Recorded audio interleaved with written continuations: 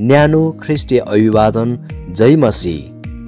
आज म तपाईहरुको माझमा परमेश्वरको वचनबाट स्वर्गकी रानीहरू आत्मिकी गहनाले सिंगारिने विषयमा बताउन गइरहेको छु।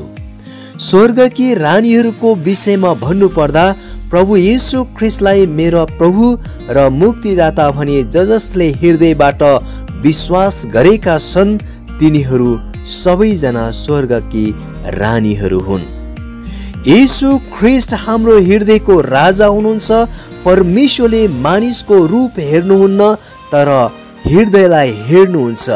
यसै कारण परमेश्वरले हाम्रो रूप सिंगारिएको होइन तर आत्मिकी गहनाले हृदय सिंगारेको चाहनुहुन्छ।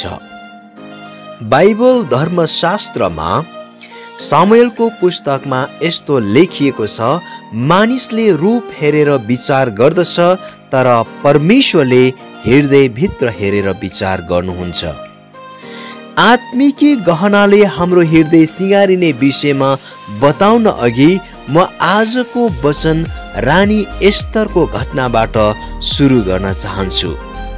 बाइबल धर्मशास्त्रको एस्तरको पुस्तकमा हेर्ने हो भने अहसुरस राजाले वस्ती रानीको सट्टामा अर्को रानी नियुक्त गर्नको लागि विभिन्न ठाउँबाट राम्री राम्री सुन्दरी कन्या स्त्रीहरू भेला गरी 1 वर्षसम्म सिंगार पटार गर्न लगाएका छन्। ती सुन्दरी स्त्रीहरूको बीचमा एस्तर नाउँ गरेकी स्त्री पनि थिइन्। राजा अहसुरसलाई आकर्षण गर्नको लागि एस्तरले शारीरिक रूपमा 6 महिना मुर्रको तेल दलेर र 6 महिना अत्तर र सिंगारका वस्तुहरूले सिंगारेका थिए। सिंगारिएका स्त्रीहरू थुप्रै थिए तर सिंगारिएका धेरै स्त्रीहरू मध्ये राजाले एस्तरलाई नै मन पराए अनि राजाले तिनको शिरमा राजकीय श्रीपेज लगाइदिए र वस्ती रानीको सट्टामा एस्तरलाई आफ्नै रानी तुल्याए। वस्ती रानी पनि असाध्यै सुन्दरी थिइन् तर राजाले भनेको कुरा नमानी अटेरी भएको कारण तिनको सट्टामा एस्तरलाई आफ्नै रानी तुल्याएका थिए। प्रिय हो, एस्तर रानी त राजालाई आकर्षण गर्नको लागि शारीरिक रूपमा सिंगारिएकी थिइन् तर आज हामी स्वर्गकी रानीहरू के कुराले सिंगारिएका छौं त? हाम्रो हृदयको राजा येशूले हामीलाई मन पराउनको लागि हामी पनि आत्मिकी गहनाहरूले सिंगारिएका हुनुपर्दछ। श्रोताबिन, आउनुहोस् आज हामी परमेश्वरलाई मन पर्नको लागि हाम्रो हृदय सिंगार्ने आत्मिकी गहनाहरूको विषयमा सुन्नेछौँ। यी आत्मिक गहनाहरू सायद संसारमा हामीले पाउन सक्दैनौँ। यी आत्मिक गहनाहरू हामीले येशू ख्रिस्टको चरित्रमा मात्र पाउन सक्दछौँ। येशू ख्रिस्टको चरित्रमा पाउने आत्मिक गहनाहरू यस प्रकारका छन्। पहिलो वचन, दोस्रो सत्यता, तेस्रो प्रेम अनि चौथो पवित्रता हुन्। प्रार्थना लगायत अरू थुप्रै आत्मिक गहनाहरू छन् तर म आज यी 4वटा गहनाहरूको विषयमा बताउन गइरहेको छु। पहिला हामी आत्मिकी गहना वचनको विषयमा हामी सुन्नेछौँ। हाम्रो हृदय सिंगार्ने आत्मिक गहनाहरू मध्ये वचन पनि एक अति महत्त्वपूर्ण गहना हो। आदिमा वचन परमेश्वरसँग हुनुहुन्थ्यो अनि वचन परमेश्वर हुनुहुन्थ्यो। बाइबल धर्मशास्त्रको पुस्तकमा फिलिपीको पुस्तकमा 2 अध्यायको 16 पदमा यस्तो लेखिएको छ, जीवनको वचन दरिलो गरी पक्रिराख। जब हामीले जीवनको वचन दरिलो गरी पक्रिराख्छौँ भने तब हाम्रो हृदयमा ती गहनालाई सिंगारेका हुँदछौँ।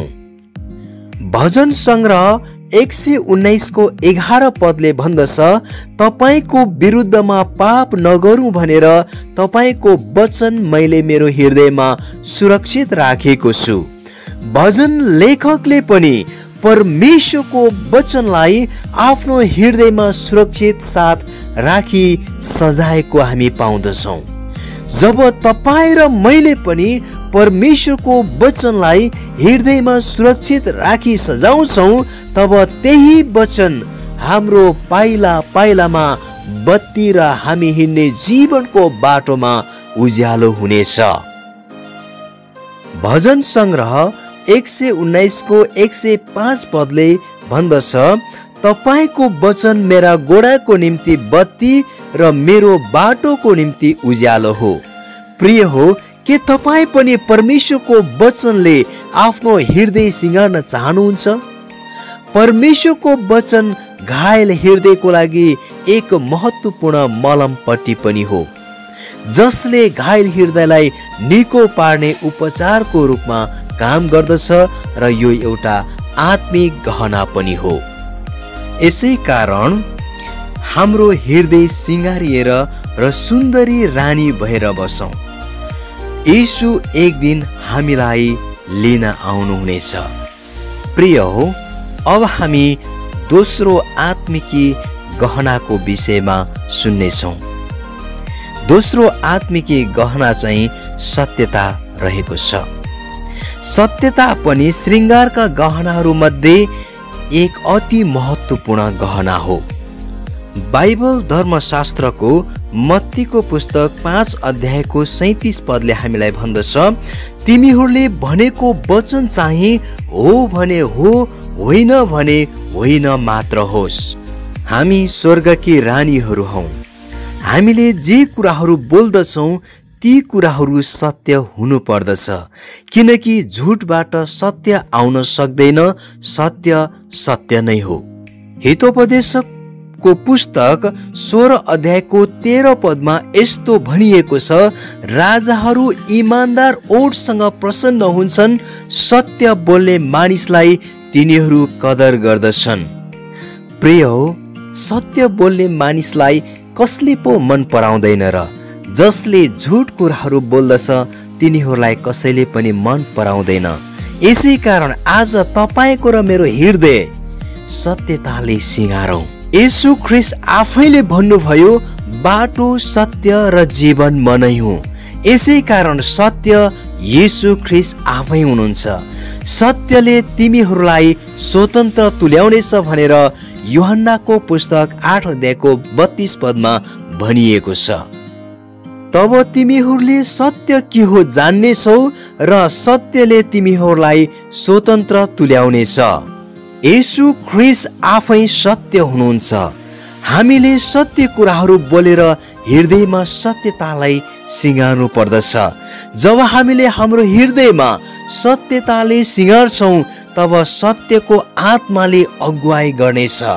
येशू आफै पनि सत्य हुनुहुन्छ। जब सत्यको आत्माले हामीलाई अगुवाई गर्दछ तब सत्यले हामीलाई स्वतन्त्र बनाउँदछ। सत्यले हामीलाई पापको बन्धनबाट, शैतानको बन्धनबाट, अन्धकारको बन्धनबाट छुटकारा दिदछ। यसै कारण प्रिय हो, हामी स्वर्गकी रानीहरू हौँ। यसै कारण हाम्रो हृदयमा सत्यताले सिँगार्नु आवश्यक छ। प्रिय हो, हाम्रो हृदय सिँगार्ने आत्मिकी गहनाहरू तेस्रोमा रहेको छ प्रेम। अनि श्रृङ्गारका गहनाहरू मध्ये प्रेम पनि एक महत्त्वपूर्ण हृदयको गहना हो। हाम्रो ईसाई जीवन प्रेम बिना व्यर्थ छ। यसै कारण हाम्रो हृदयमा प्रेमलाई सिँगारिएर राखौँ। बाइबल धर्मशास्त्रमा प्रेमको विषयमा धेरै पटक हामी पाउँदछौँ, धेरै पटक लेखिएको हामी पाउँदछौँ। तर हामी पत्रुसको पुस्तकबाट हामी हेर्नेछौँ। यहाँ पहिलो पत्रुस 4 अध्यायको 8 पदमा यस्तो लेखिएको छ, सबैभन्दा बढी एक अर्का प्रति तिमीहरूको प्रेम अटुट रहोस्, किनकि प्रेमले नै असंख्य पापहरू ढाक्दछ। हामी दिन प्रतिदिन साधारण कार्यहरू मार्फत अरूलाई प्रेम देखाउन सक्छौँ। जब हामी एक अर्कालाई प्रेम गर्दछौँ तब हामीबाट येशूको प्रेम झल्किदछ। हामीले गरेका ती निस्वार्थ प्रेमले असंख्य पापहरू ढाक्न पुग्दछ। बाइबल धर्मशास्त्रको पुस्तक यूहन्नाको पुस्तकको 15 अध्यायको 12 पदले हामीलाई यस्तो भन्दछ कि मैले तिमीहरूलाई जसरी प्रेम गरे तिमीहरूले पनि एकले अर्कालाई त्यसरी नै प्रेम गर। येशू ख्रीष्टले आज तपाईं र मलाई निस्वार्थ प्रेम गर्नु भएको छ। यसै कारण आज तपाईं र मैले पनि एकले अर्कालाई येशूले जस्तै निस्वार्थ प्रेम गर्न आवश्यक छ। हामीले वचनले मात्र होइन कामले पनि एक अर्कालाई प्रेम गरौं। प्रेमले सबै कुरा सहन सक्छ। यो प्रेमको सबैभन्दा उत्तम गुण हो। दैनिक पत्र पत्रिकामा प्रेममा धोका खाएका प्रेमी प्रेमिकाका लेखहरूले भरिएका हुन्छन्। उनीहरूको हृदयमा चोट पुगेको हुन्छ। उनीहरूमा अब प्रेम नभएको भावना हुन्छ। सत्य प्रेमले यो भन्छ, म तिमीहरूलाई प्रेम गर्छु। ईसाईहरूको बाटो दुःखमय छ तापनि उनीहरू प्रेम गर्न सिक्छन्। दुःखहरूबाटै उनीहरूको चरित्रमा परिपक्वता आउँछ र गहिराई बढ्छ। पहिलो यूहन्ना 4:8 पदले भन्दछ, प्रेम नगर्नेले परमेश्वरलाई चिन्दैन किनभने परमेश्वर प्रेम हुनुहुन्छ। यसकारण हाम्रो हृदयमा प्रेमलाई सिंगारौं। प्रेमले क्षमालाई बोकेको हुन्छ। जब तपाईं र मैले एक अर्कालाई क्षमा गर्दछौं त्यहाँ येशूको प्रेम झल्किदछ। यसै कारण प्रिय हो, हाम्रो हृदयमा यो आत्मिकी गहना प्रेमले पनि सिंगारौं। श्रृंगारका गहनाहरू मध्ये चौथो चाहिँ पवित्रता हो। पवित्रता भन्नाले दुष्टताबाट अलग रहनु अनि परमेश्वरको निम्ति अलग हुनु हो। यो पवित्रता पनि हृदय सिंगारिनको लागि चाहिने अति महत्त्वपूर्ण आत्मिकी गहना हो। हामीलाई बाइबल धर्मशास्त्रको पुस्तक पहिलो पत्रुसको 1 अध्यायको 15 पदले हामीलाई भन्दछ कि तर तिमीहरूलाई बोलाउनु हुने जस्तो पवित्र हुनुहुन्छ तिमीहरू आफै पनि जीवनको सबै रहनसहनमा पवित्र हौ। तिमीहरू पवित्र हौ किनभने म पवित्र छु। परमेश्वर आफै पनि पवित्र हुनुहुन्छ। यसै कारण हाम्रो हृदयमा यो पवित्रताले सिंगार। हामीलाई हिब्रूको पुस्तक 12 अध्यायको 14 पदले पनि हामीलाई भन्दछ, सबै मानिसहरूसँग शान्तिमा बस्ने र पवित्र हुने प्रयत्न गर। पवित्रता बिना कुनै मानिसले परमेश्वरलाई देख्न सक्दैन। अनि हामीलाई मत्तीको पुस्तक 5 अध्यायको 8 पदले पनि यस्तो भन्दछ, धन्य शुद्ध हृदय हुनेहरू किनभने तिनीहरूले परमेश्वरलाई देख्नेछन्। पहिलो थेसलोनिकीको पुस्तक 4 अध्यायको 7 पदले पनि हामीलाई यस्तो भन्दछ, किनकि परमेश्वरले हामीलाई अशुद्धताको निम्ति होइन तर पवित्रतामा बोलाउनु भएको छ। यसै कारण प्रिय हो, हामीलाई बोलाउनु हुने पवित्र हुनु भएको कारण हामीहरू आफै पनि जीवनको हरेक रहनसहनमा पवित्र हुन आवश्यक छ। किनकि यो पनि एउटा आत्मिकी जीवन सजाउने हृदयको गहना हो। परमेश्वरले हामीलाई भन्दै हुनुहुन्छ कि पवित्र हौ। प्रिय हो, के तपाईको हृदय पवित्रताको निम्ति तडपिन्छ? के तपाईको हृदयले तपाई येशू ख्रीष्ट जस्तै भएको चाहनुहुन्छ? पवित्रताको आवश्यकता छ भनी मानिलिनुहोस् अनि उहाँले तपाईको हृदयका गहिरा इच्छालाई पनि पूरा गरिदिनु हुनेछ। यसको निम्ति हामीहरू अशुद्धताबाट अलग रहनु पर्दछ। पहिलो थेसलोनिकीको पुस्तक 4 अध्यायको 3 पदमा यस्तो भनिएको छ, किनकि परमेश्वरको इच्छा तिमीहरूको पवित्रता हो। यसकारण प्रिय हो, हाम्रो हृदयमा पवित्रताले सिंगारौं, जुन पवित्रताले हामीलाई अनन्तको अधिकार दिलाउन मद्दत पुर्याउनेछ। पवित्रता हाम्रो हृदय सिंगार्ने आत्मिकी गहना हो। यसै कारण प्रिय हो, पवित्रताले हाम्रो हृदय सिंगारौं। प्रिय हो, येशू ख्रीष्ट हाम्रो हृदयको राजा हुनुहुन्छ। उहाँको दोस्रो आगमनमा हाम्रो दुलहा बनेर दुलही लिनलाई उहाँ आउनुहुनेछ।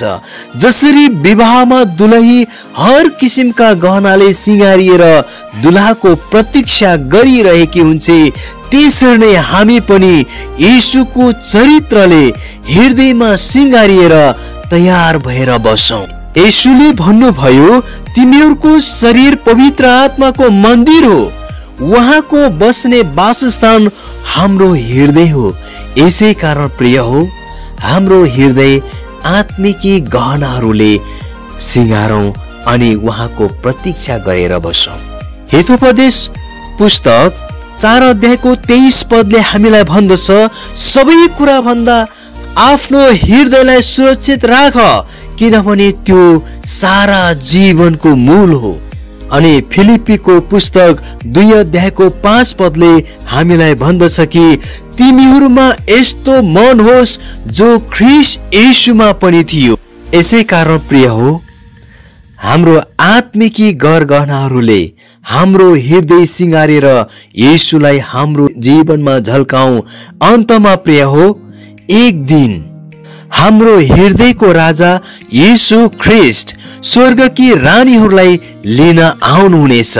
येशू हाम्रो हृदयको राजा अनि हामी स्वर्गकी रानीहरू हौ। यसै कारण आत्मिकी सिंगारका गहनाहरूले हाम्रो हृदय सिंगारेर बसौं, ताकि राजा येशू बादलमा दुलहा बनेर आउनुहुँदा हामीहरू हृदयमा सजिएर बसेको पाउन सकुन्। हालेलुया। आउनुहोस् हामी प्रार्थना गर्नेछौँ। स्वर्गीय पिता, वचनको लागि धन्यवाद भन्दछौँ, जुन आजको यो समयमा हामीले आत्मिकी जीवनमा हृदय सिंगार्ने गरगहनाहरूको विषयमा सुनेका छौँ। हामी प्रत्येकलाई वचनले, सत्यताले, प्रेमले र पवित्रताले सिंगारिनको लागि हामी सबैजनालाई सहायता गर्नुभएको होस्, ताकि हामीलाई पनि हृदयमा सिंगारिएर आत्मामा तयार भई हाम्रा दुलहा येशू राजा बादलमा आउनु हुँदा ग्रहण योग्य स्वर्गकी रानी हुन सकौं। येशूको पवित्र नाममा आमेन।